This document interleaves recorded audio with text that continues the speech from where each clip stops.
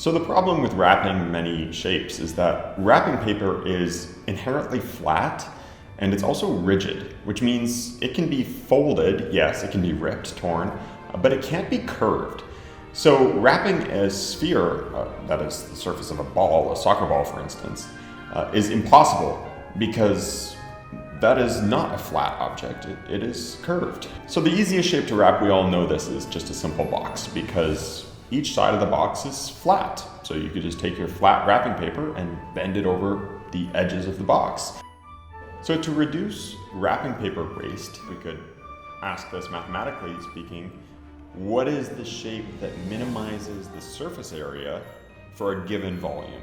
So for instance, if you had a blanket that's malleable, what's the best shape to wrap? So mathematically speaking, it's called the isoperimetric inequality.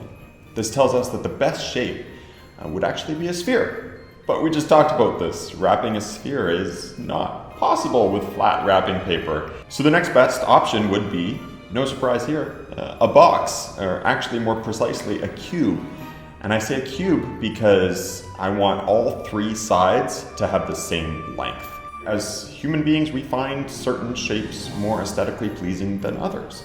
We tend to favor things that are a little bit more elongated in one direction. There's sort of a pop culture well-known constant here that I'm referring to, which is the golden ratio. People claim to find this number, 1.68 or so, all over in nature and in architecture. Probably a lot of this is just coincidence, but I tend to take the perspective of the universe wants to be noticed.